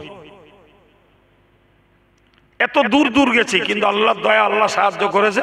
যথারীতি 8টার আগে আমি ক্লাসে ঢুকে গেছি। আমি চাচা ক্লাস কামাই করা যাবে না, যেতেই হবে, কোনো উপায় নেই। আমি ওখানে জলসা করব এবং ওখান থেকে বেরিয়ে আমি এদের দোল খেলার টাইমের আগে মাদ্রাসায় ঢুকে যাব। তা যাই হোক, সে লোক তো রাজি হবে না। আমি বলে, এক কাজ করেন, আপনি পিছনে চোখ বুঝিয়ে বসে থাকেন, চোখ আর খোলেন না। তা বলে কয়ে তুললুম, কি আল্লাহর ইচ্ছা, চোখ বুঝিয়ে বসে রে। ওখান তো তখনও আমাকে আসতে হবে প্রায় 18 কিলোমিটার।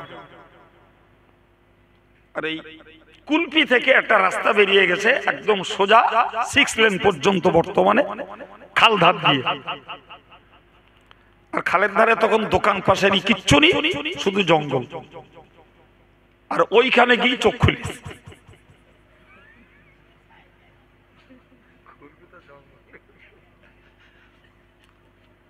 চোখ খুলে বলছে, আচ্ছা খোকা, হয় তুমি আমার লাভিয়ে দাও, নাহলে আমি লাভ মারবো। এত ভীতু লোক, তাহলে সর্বনাশ করেছে। আমি শোনেন, কিচ্ছু হবে না। আরে বাবা, আমাদের মাথায় টুপি আছে, মুখে দাঁড়িয়ে আছে, কিচ্ছু হবে না, কেউ ধরবে না আমাদের, আপনি চোখ বুঝান। এই প্রায় এসে গেছি তো খোকা, এই জঙ্গলের যেদিকেও থাকে, মানে কাজ আছে আপনার, খেয়ে এই ঠান্ডা পড়তেছে, এখন রাতে 1টা বাজে, কেউ থাকে এখানে? তা বলে কইয়ে সবাটাই আনলুম, এনে আবার খানিকটা পানি খালে, খেয়ে কান্নাক মোড়া দিলে মসজিদে বসে, জীবনে খোকা তোমার সঙ্গে আর দাওয়াতে যাবো না, যদি যাইতে তোমার আব্বার সঙ্গে যাবো, তোমার সঙ্গে আর যাবো না। তা আমি কথাটাকে এই জন্যই বললাম যে হাড় দুর্বল মানুষ মরণের কথা শুনলে সেখানে যেতে ভয় পায়। আবার যাদের আল্লাহ সাহস দিয়েছে, আল্লাহর ভরসা আছে, তারা হয়তো ওভারকাম করতে পারে, কাটিয়ে উঠতে পারে। তো কোরআন বলছে, ইন্নাল মাউতাল্লাযী তাফিরুনা মিনহু, যে মরণ থেকে তোমরা ভয়ে পালিয়ে যাও।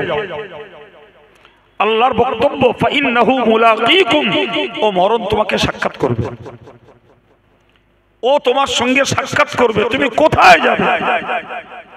ফাইন্নাহু মুলাকীকুম, তোমার সঙ্গে মৃত্যু সাক্ষাৎ করবে।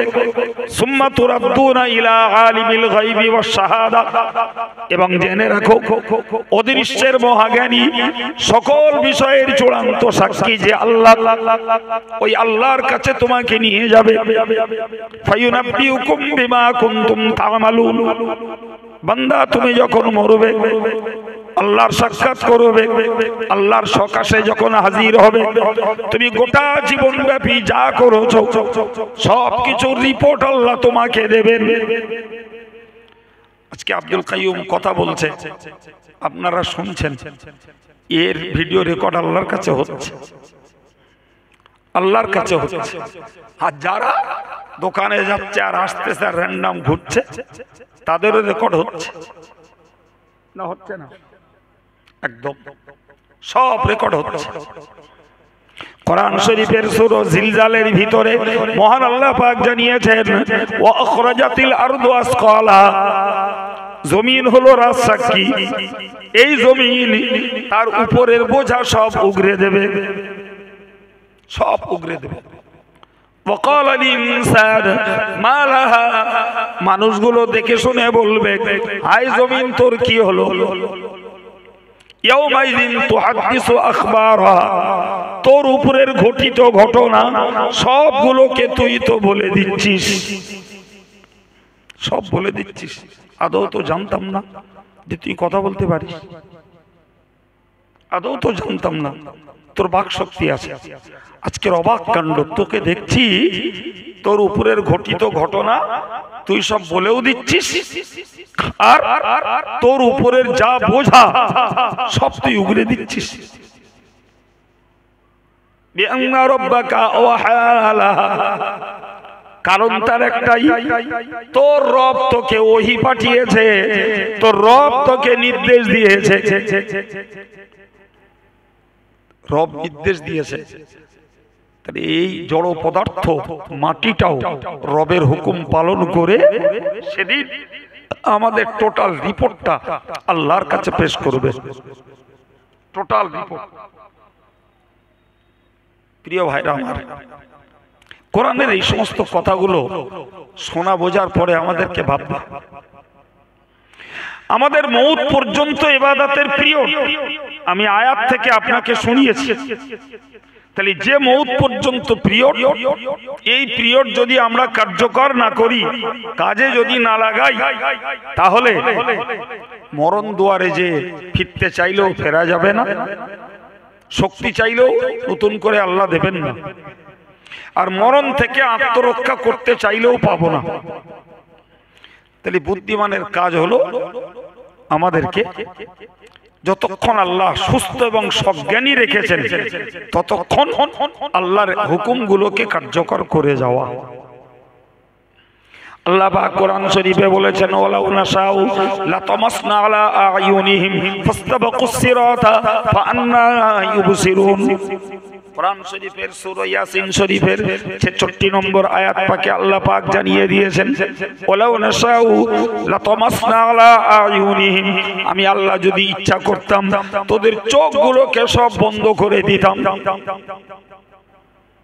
ফাস্তাবাকুস সিরাত, তোরা পথ চলতে চাইতিস, ফান্না ইউবসিরুন, কেমনে দেখতিস? দেখতিস কেমনে? তোরা তো দেখতে পাতিস না।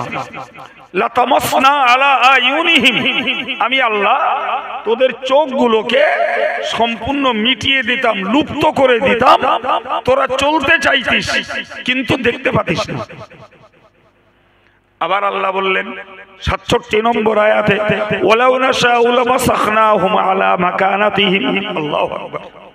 তুই যেখানে থাকিস, ঘরে থাকিস, রাস্তায় থাকিস, অফিসে থাকিস, আর যদি তুই গাড়িতে থাকিস, প্লেনে থাকিস, যেখানেই তুই অবস্থান করিস, আমি আল্লাহ ইচ্ছা করলে পরে তোর চেহারাটাকে সম্পূর্ণ ধ্বংস করে দিতাম।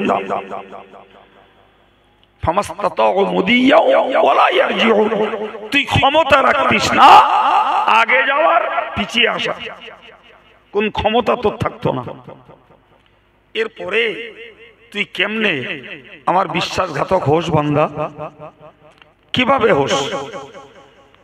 তোর চোখ দিলাম কি হারাম জিনিস দেখার জন্য? তোর চেহারা দিলাম গর্ব ফখর করার জন্য? অমান্য আমিরহু নুনাক্কিসু ফিল খলকি আফালা ইয়াকিলুন। হে যুবক, তুমি কি এটা বোঝো না বাবা? অমান্য আমিরহু নুনাক্কিসুহু, আমি যার বয়স বাড়িয়ে দেই তার সৃষ্টিটার পরিবর্তন করে দেই। যেটারে আমরা বলি মানুষ বুড়ো হয়ে গেলে ছেলে মানুষ হয়ে যায়। এই হ্যাঁ না বলে, বলে না, বলে না। বাচ্চা ছেলেগুলো, অবুঝ ছেলে, তারা যেমন আবদার করে, অন্যায় আবদার, যা আব্বা মার পক্ষে মেনে নেওয়া খুবই কষ্ট। মানুষগুলো যখন বয়স হয়ে যায়, জ্ঞান হারা হয়ে যায়, সম্মিত হারা হয়ে যায়, এমন এমন আবদার করে যে আবদার তার ছেলে পোতাদের পক্ষে মেনে নেওয়াও কঠিন হয়ে যায়। আল্লাহ বললেন, ও যুবক তুমি বোঝো, অমান্য আমিরহু নুনাক্কিসু ফিল খলকি আফালা ইয়াকিলুন। ওরা কি বোঝে না? আমি বয়স যখন বাড়িয়ে দেই, সৃষ্টির পরিবর্তন ঘটিয়ে দেই, তার মস্তিষ্কের বিকৃতি ঘটে, তার চোখের পাওয়ার কমে যায়, তার কথার জড়তা চলে আসে, চামড়ার তার টান টান উত্তেজনা সেটা ঢিল ঢিল হয়ে যায়, তার গায়ের শক্তি কমে যায়, তার নার্ভের উত্তেজনা কমে যায়, সব কিছুর পরিবর্তন হয়। এটা কি মানুষ বোঝে না? আল্লাহ পাকের এই কথাগুলো কত বাস্তব সত্য তা একটা অ্যাডাল্ট ছেলে এবং মেয়ে আর বৈষয়িক ভাই যেই হোক, অবুঝের কিচ্ছু নেই, একদম সুস্পষ্ট বোঝা যাচ্ছে। এরপরে তুমি চোখের সঙ্গে গাদ্দারি করছো, তোমার জবানের সঙ্গে গাদ্দারি করছো। জবান চার্জ লাগে না, যা মুখে আসছে তাই বলছো। এরে গালি দিচ্ছ, ওর নামে সমালোচনা করছো, ওরে কাফের বলছো, ওরে বেঈমান বলছো, ওরে জাহান্নামী বলছো, জি এর নামে মিথ্যা অপপ্রচার করছো, চার্জ লাগছে না। কখনো টিভি সিরিয়াল দেখছো, কখনো পর স্ত্রী পরকন্যাকে ইচ্ছা করে দেখছো, কখনো বা তুমি তোমার হাতের মোবাইলটাতে ফ্রি ফায়ার আর পাবজি দেখছো, কখনো নাচিয়াদের নাচ দেখছো, কখনো খেলা দেখছো। তো তোমার চেহারা, তোমার চোখ কি আমি এই জন্য দিলাম? তোমার জবানকে ওই জন্য দিয়েছি? সূরা ইয়াসিন শরীফের 65 নম্বর আয়াত পাকে মহান আল্লাহ জানিয়েছেন, আল-ইয়াওমা নাখতিমু আলা আফওয়াহিহিম ওয়া তুকাল্লিমুনা আইদিহিম। ওরে বান্দা তুমি মনে রাখো, কিয়ামতের মহাময়দানে একদিকেই জমিন তোমার সাক্ষী হয়ে তোমাকে আসামি বানিয়ে দেবে আল্লাহর কাছে, সর্বোপরি তোমার নিজের অঙ্গ তোমাকে আসামি বানাবে। নাখতিমু আলা আফওয়াহিহিম, তোমার জবানটার উপরে সিল মেরে দেওয়া হবে, মুখটাকে ঠোঁট দুটোকে একদম একাকার করে এটাকে স্তব্ধ করে দেওয়া হবে। তুকাল্লিমুনা আইদিহিম, তখন তোমার হাত দুটি আমি আল্লাহর সঙ্গে কথা বলবে। এ হাত কথা বলবে। অতাশাহাদু আরজুলুহুম, এবং হাত যা কিছু বলবে আল্লাহ এই জবান দ্বারা এই মিথ্যা বলেছে, চোখের দ্বারা এই হারাম প্রদর্শনী দেখেছে, কানের দ্বারা এই অবৈধ জিনিসগুলোকে শ্রবণ করেছে, পায়ের দ্বারা ওই হারাম জায়গায় পৌঁছেছে, সবগুলো যখন হাত বলবে পা তখন তাশাহাদু আরজুলুহুম, বান্দার পা গুলো তখন ওই হাতের পক্ষে সাক্ষী দেবে। আল্লাহ পাক অন্য আয়াত পাকে বলেছেন, قالوا لجلودهم لما شهدتم علينا قالوا أنطقنا الله الذي أنطق كل شيء। আমার আল্লাহ কোরআন শরীফে বলেছেন, ভাইরা আমার, قالوا لجلودهم, মানুষগুলো নিজের গায়ের চামড়াকে বলবে, গায়ের চামড়াকে বলবে, লিমা শাহিদতুম আলাইনা, হে আমার দেহের চামড়া, তুমি কেন আমার বিপক্ষে সাক্ষী দিচ্ছ? প্রত্যেকের গায়ের চামড়া প্রত্যেকের নিজের বিপক্ষে সাক্ষী দেবে। তো সাক্ষী যখন দেবে তখন ওই বান্দা নিজেই নিজের গায়ের চামড়াকে লক্ষ্য করে বলবে, লিমা শাহিদতুম আলাইনা, হে আমার দেহের চামড়া, তুমি কেন আমার বিপক্ষে সাক্ষী দিচ্ছ? ওই চামড়া তখন জবাব দিয়ে বলবে, আনতাকানাল্লাহুল্লাযী আনতাকা কুল্লা শাই, ওই আল্লাহ আমাদেরকে কথা বলার শক্তি দিয়েছেন, যে আল্লাহ সকল বস্তুর দ্বারাই কথা বলাতে পারেন। সুবহানাল্লাহ, শুধু চামড়ার নয়, আল্লাহ সকল বস্তুকে কথা বলাতে পারে। আনতাকা কুল্লা শাই, এটাই তো অবাক। সুতরাং এ থেকে বুঝতে পারা যায়, মাটি কথা বলে, পাথর কথা বলে, গরু কথা বলে, ছাগল কথা বলে, উট কথা বলে, গাছপালা কথা বলে, তমাম পৃথিবী জুড়ে যা কিছু রয়েছে সবাই কথা বলে। ফলে আমরা দেহের চামড়া, আমরাও কথা বলবো। এটা তো আল্লাহর দেওয়া পাওয়ার, এটা আল্লাহর দেওয়া শক্তি।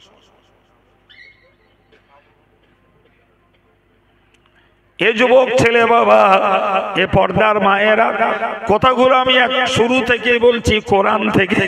সুতরাং আমার আল্লাহ বললেন, ফাযাক্কির বিল কোরআনি মান ইয়াখাফু ওয়াঈদ।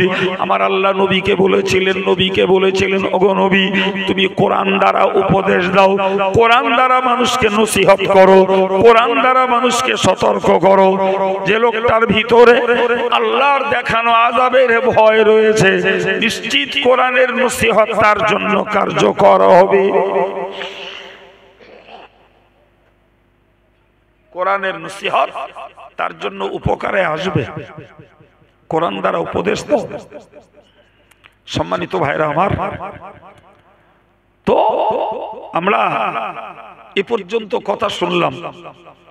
মাটি সাক্ষী দেবে, আমাদের অঙ্গগুলো সাক্ষী দেবে, জি সাক্ষী দেবে আমাদের কাছে রক্ষিত ফেরেশতারা, সাক্ষী দেবে। সর্বোপরি আল্লাহ হলেন চূড়ান্ত সাক্ষী। জি, আমাদের পক্ষে অথবা বিপক্ষে কোন নবী সাক্ষী দেবেন। কে সাক্ষী দেবেন? নবী সাক্ষী দেবেন, ফেরেশতা সাক্ষী দেবেন, হাত পা সাক্ষী দেবে, মাটি সাক্ষী দেবে। তাহলে এরপরে আমরা যদি হই অসাধু, সাধু হওয়ার কোনো সুযোগ আর পাবো না। আর যদি হই সাধু, আলহামদুলিল্লাহ, কেউ আমাদেরকে আর অসাধু প্রমাণ করাতে পারবে না। এই কথাগুলো যদি আমরা ভাবি, একটু স্মরণ করি, দৈনিক জীবনে যদি মনে করি, তাহলে আমাদের জীবনটা একেবারে অগোছালো, আমাদের জীবনটা ছন্ন ছাড়া, আমাদের জীবনটা লক্ষ্য ছাড়া চলতে পারে না। বাবা, সম্মানিত ভাইরা আমার, কোরআন শরীফের এই আয়াতগুলো থেকে আমরা কতগুলো জিনিস উপলব্ধি করেছি, যেটাতে প্রথমত বুঝেছি যে আমরা পৃথিবীতে প্রেরিত হয়েছি আল্লাহর প্রতিনিধিত্ব করে আল্লাহর ইবাদত করার জন্য, করতে হবে মরণ পর্যন্ত। এবং সময়টাকে যদি অপচয় করি তাহলে মরণের সময়ে আমরা সময় চাইলে আর পাবো না, পাওয়ার কোনো জায়গা নেই। জি, এবং নেক আমল করার আশা পোষণ করব, তাও আল্লাহ অবকাশ আমাদেরকে দেবেন না। আবার সেই মরণ থেকে পালিয়ে যাব, আত্মরক্ষা করব, এর সুযোগও নেই। এরপরে জি, আমরা যাই করছি আল্লাহ দেখছেন। গোড়ায় বলেছিলাম আল্লাহ দেখছেন, ফেরেশতারা রেকর্ড রাখছেন, মাটি রেকর্ড রাখছে। এরপরে নিজেদের গায়ের এই দেহের অঙ্গগুলো রেকর্ড রাখছে, গায়ের চামড়া রেকর্ড রাখছে। তাহলে আমাদের নিজেকে নির্দোষ প্রমাণ করানোর কোনো সুযোগ হবে বাবা? কিচ্ছু নেই। সুতরাং আমাদেরকে মৃত্যু পরবর্তী পরিস্থিতির ব্যাপারে সবাইকে ভাবতে হবে, সবাইকে চিন্তা করতে হবে। যারা ভেবেছেন তারা ধর্ম করছেন, যারা ভাবেননি ধর্মের প্রতি তাদের এখনো মনের টান আসেনি। জি, এই শুনতে শুনতে আল্লাহর দয়া হলে একদিন হয়তো তাদের জীবনে প্রতিক্রিয়া শুরু হবে, একদিন হয়তো তাদের পরিবর্তনের মন তৈরি হবে। সেদিন আমরা আজকের যুব সমাজকেও ধার্মিকতার কাতারে দেখতে পাবো। বলুন ইনশাআল্লাহ, বলুন ইনশাআল্লাহ। এই জাতীয় জ্ঞান চর্চা করার জন্যই তো এই মজলিস, এগুলো এমনি নয়, এগুলো গল্পের জন্য নয়, গীবতের জন্য নয়।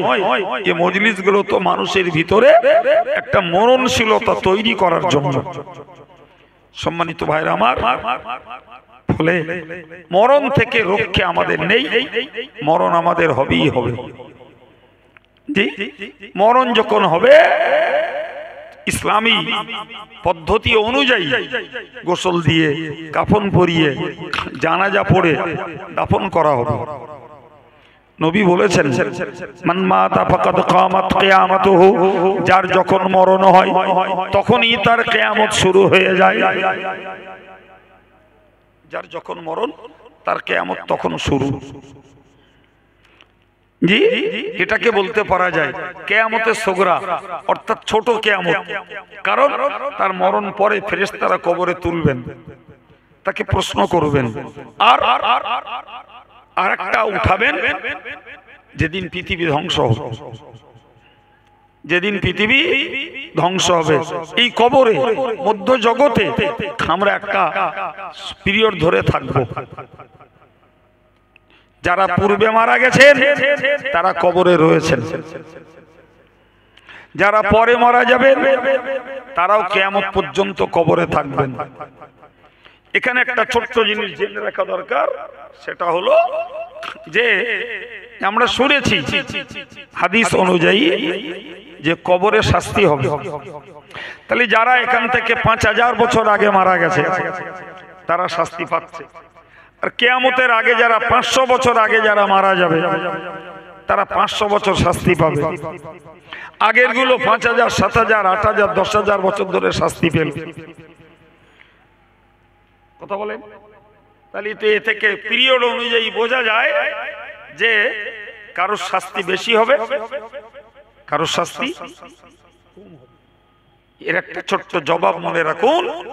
জি, যারা আল্লাহ তো সবাইকে মারছেন, ফলে যারা কবরে দীর্ঘমেয়াদী থাকবে তাদের শাস্তির পরিমাণটা কম দিয়ে ওই দীর্ঘ সময় ধরে যে শাস্তি দেওয়া হবে, কিয়ামতের কাছাকাছি যারা মরবে শাস্তির মাত্রা বাড়িয়ে দিয়ে সেই সমশাস্তি তাদেরকে কবরে দিয়ে নেবেন আল্লাহ। কথা বুঝে আসছে? এর পরের কথা যদি আমাদের বুঝতে হয় তাহলে মনে রাখতে হবে হাদিস কোরআনকে মিলালে আমরা এটুকু জানতে পারি যে ইসরাফিল আলাইহিস সালাম সিংহায় ফুঁক দেবেন 3 বার। হাদিস থেকে পাওয়া যায় 2 বার। জি, তো 3 বার মানে একবার ফুঁক দেবেন দুনিয়া ধ্বংস হবে। এটা কি কেউ বলেছেন 3 বার নয়, এটা 2 বারেরই অংশ, যেটা কোরআন বলছে অনুফিখা ফিস সূরি ফাসাইকা মান ফিস সামাওয়াতি ওয়া মান ফিল আরদি ইল্লা মান শাআল্লাহ। ইসরাফিল আলাইহিস সালাম সিংহা নিয়ে অপেক্ষা করছেন, আল্লাহর হুকুমের অপেক্ষা। আল্লাহ যবে হুকুম দেবেন ইসরাফিল সিংহায় ফুৎকার করবেন। একটা আওয়াজ আল্লাহ বলেছেন অন্য আয়াত পাকে সূরা ইয়াসিনে, ইন কানাত ইল্লা সাইহাতাম ওয়াহিদা, একটা বিকট আওয়াজ। জি, ওই বিকট আওয়াজে মানুষ পাগল হয়ে যাবে, দিক বিদিক জ্ঞান শূন্য হবে। কোরআন বলছে ওয়াতারান নাসা সুকারা, সূরা হজের প্রথম রুকুতেই আল্লাহ জানিয়েছেন ওগো নবী তুমি মানুষগুলোকে দেখবে, মানুষগুলো নেশাখোরের মতো দিক বিদিক জ্ঞান শূন্য হয়ে ছুটবে। ওমা হুম বিসুকারা, প্রকৃত তারা নেশাখোর নয়, নেশা তারা করিনি, নেশার দ্রব্য তারা পান করিনি, অথচ তারা হয়ে যাবে নেশাখোরের মতো। আমার আল্লাহ বললেন বান্দা তুমি মনে রাখো, আল্লাহ সিংহায় ফুঁক দিতে আদেশ করবেন, ইসরাফিল সিংহায় ফুঁক দেবেন, तमाम পৃথিবীর মানুষগুলো অচৈতন্য হয়ে যাবে। ইল্লা মান শা আল্লাহ, কেবলমাত্র আল্লাহ যাদেরকে চাইবেন তাদেরকেই কেবলমাত্র অচৈতন্যতা থেকে বাঁচাবেন। একটি হাদিসে এসেছে নবী নিজেও বেহুশ হবেন। আমাদের নবী তিনি বলেছেন আমি উঠে দেখব মুসা আলাইহিস সালাম আরশ মহল্লার খুঁটি ধরে দাঁড়িয়ে আছে। তো রাসূল বলেছেন যে উনি বেহুশ হয়ে আমার আগে উঠবেন নাকি মূলত উনি বেহুশ হবেন না, এটা আমি জানি না।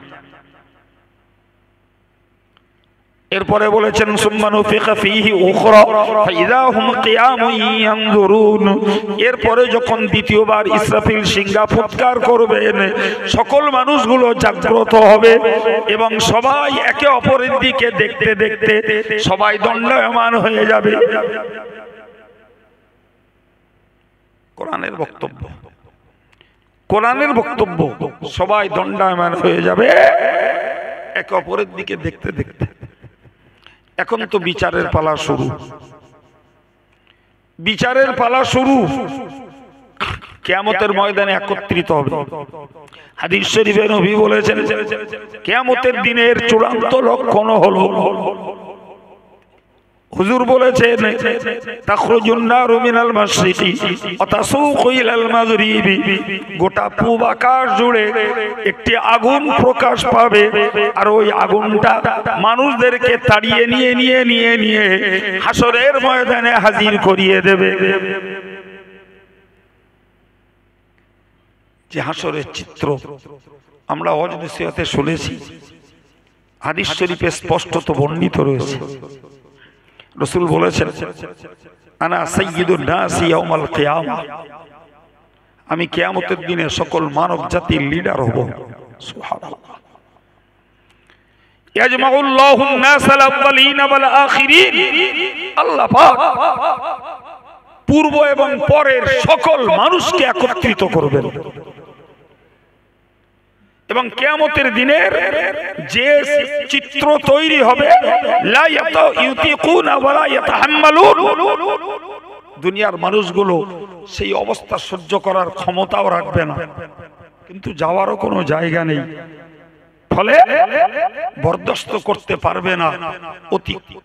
অতি কষ্টে, সীমাহীন কষ্টে মানুষকে কিয়ামতের দিনের অবস্থার উপরে তাদেরকে ধৈর্যের সঙ্গে দাঁড়াতে হবে, যেটা তাদের শক্তির বাইরে, যেটা তাদের শক্তির বাইরে। জি, বিচার তখনও শুরু হবে না। আমার রাসূলুল্লাহর সুপারিশে আল্লাহ বিচার শুরু করবেন।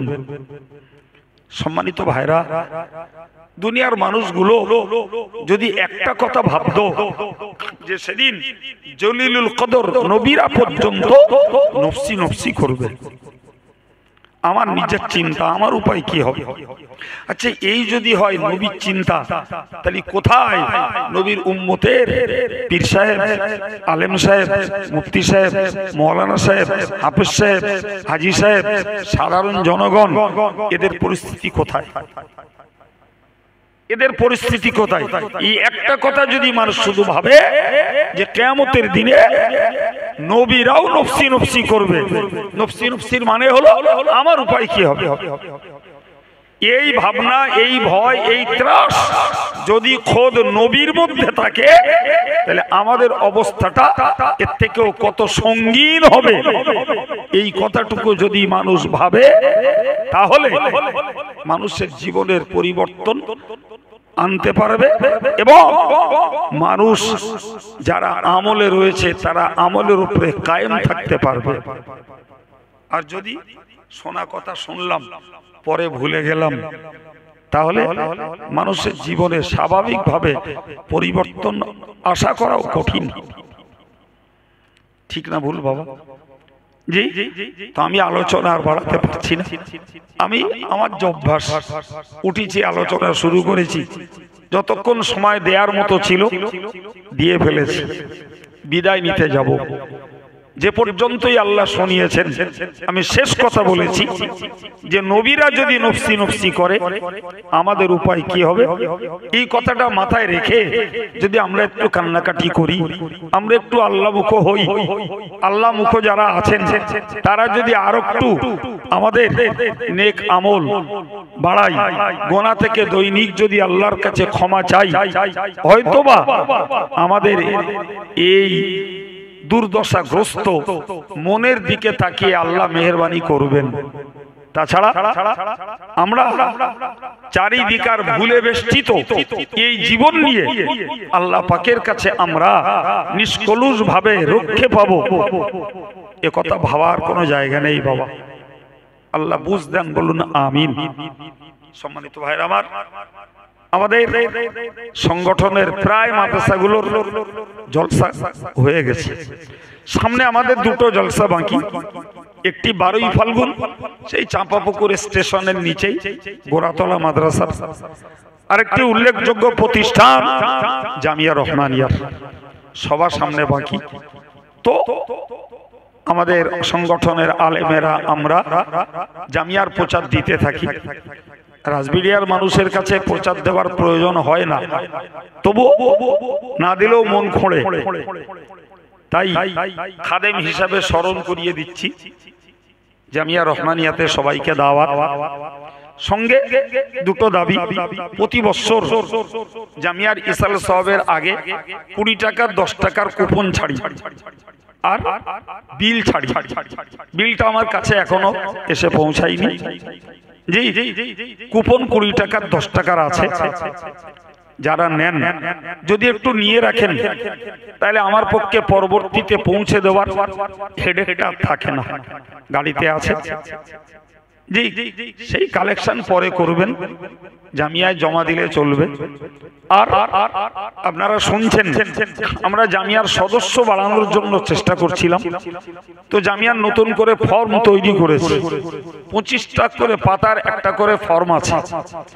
যদি আমার এখানকার জলসা কমিটির ভাইরা একটা ফর্ম নেন, এই পাড়াস্থ মানুষদের যারা সদস্য হননি, ছেলেরা মেয়েরা যদি একটা করে সদস্য হন, তাহলে এমনি দান করেন, যাকাত দেন, ফেতরা দেন, কোরবানির চামড়া বিক্রি করা পয়সা দেন, যদি একটা সদস্য হন, তাহলে ধারাবাহিকভাবে জামিয়ার সঙ্গে একটা সম্পর্ক থাকবে।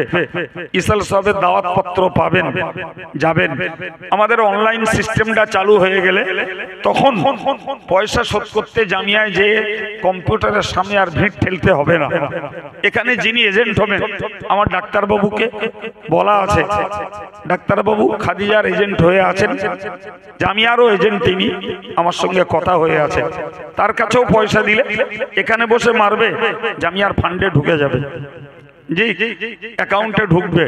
তো আমার এখন দুটো দাবি, পারলে 20 টাকা 10 টাকার এক একটা বিল কুপন একটু নিয়ে রাখুন, আর আমার এই ছেলেরা এরা যদি একটা সদস্য ফর্ম নেয়, যারা সদস্য হননি তাদের যদি একটু সদস্য বানান, এমনকি যারা ইন্তেকাল করেছেন আব্বা মা দাদা দাদি তাদের নামে বড় করে সদকায়ে জারিয়া কিছু না করতে পারি, আমি জামিয়ার একটা সদস্য বানিয়ে রাখলাম, পয়সাটা আমি পেমেন্ট করব, তারা সদকায়ে জারিয়া সওয়াব পাবে। যদি পারেন গাড়ি থেকে সংগ্রহ করুন। আমি দেখছি আমার ইসলামবাজন হাফিজ মাওলানা আইয়ুব আলী সাহেব তিনি কথা বলতে এসেছেন, তিনি আপনাদের কাছে কথা বলবেন।